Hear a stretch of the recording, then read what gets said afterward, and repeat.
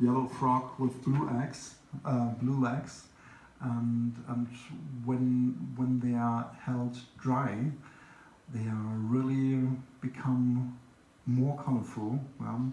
If you have them in a humid setting, I have the impression, I don't know if you saw that too, that they become more and more brown. So the drier they are kept, the more brighter become the colors.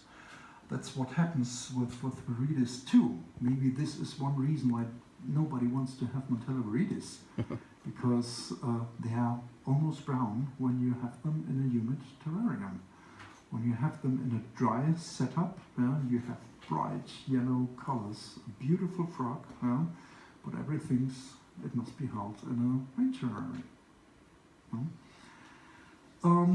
Interesting is Mantella expectata because it's just living in Isalu. You have small water fillings in the stone, which is washed out by rain, and you hear the males calling out of these grass things. And if you see the picture, I put this picture because you can imagine there's just a little bit grass around, not a lot of vegetation, and if it rains, hardly, the water can't go anywhere, so it's just going into the lowest parts of these small creeks and valleys and washing everything away. It was very, very hot when we went there in December, and we were the first ones finding clutches because it was between Christmas and New Year, and all the biologists went back to Germany or Europe for Christmas.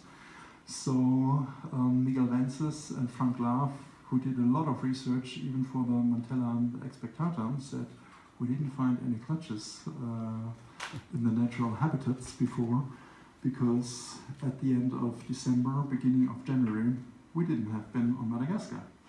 So it rains very, very heavily, but when it not rains, it becomes very, very hot. Now we have the question, does it make sense to put a heater to the terrarium? I don't think so.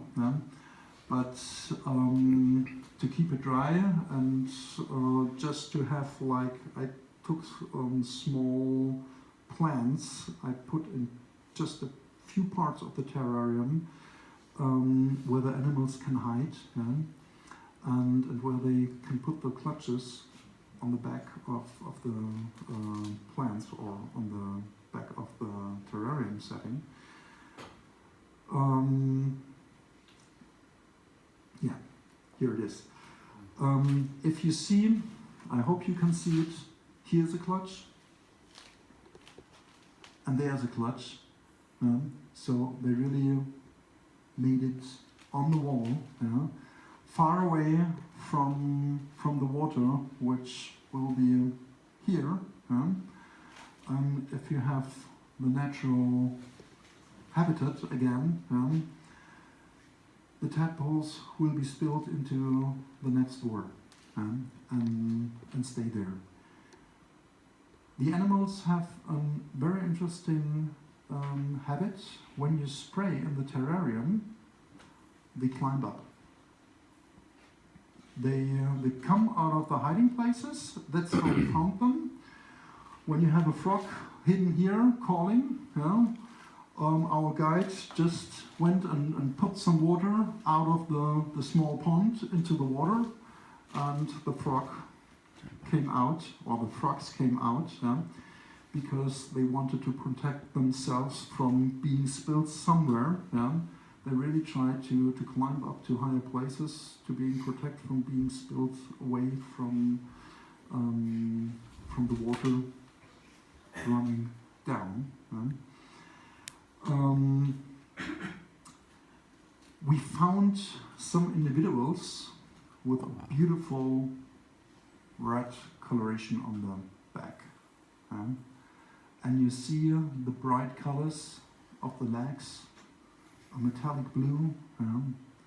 It's really Stunning. a wonderful and beautiful frog. Yeah. If it's not held in a rainforest terrarium. This is where we found the clutches. It was a big rock, about this height, and we took away the grass, and that's where we found the clutch being attached on the rock.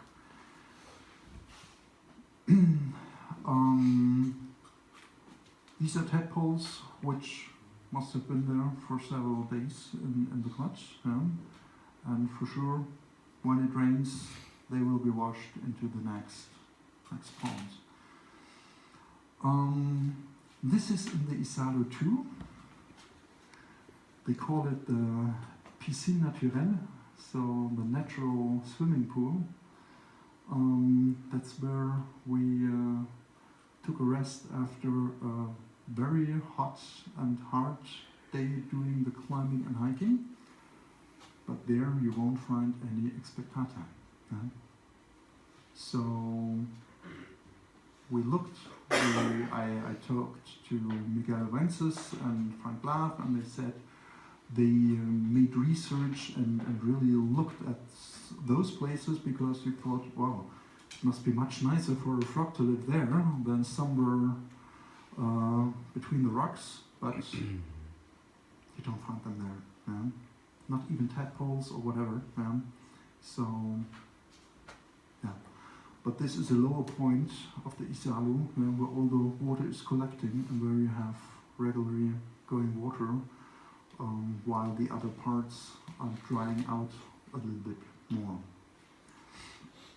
When you raise them in captivity, when they come to land, when they metamorphose, they have about that size. So I raised them like all the other mantellas, or except Mantella delicata, in groups of 10 to 20 tadpoles in boxes like that, with a water level of that, with water from the pond and spirulina tubs. Now I try the good Swedish spirulina from the Ricard supermarket.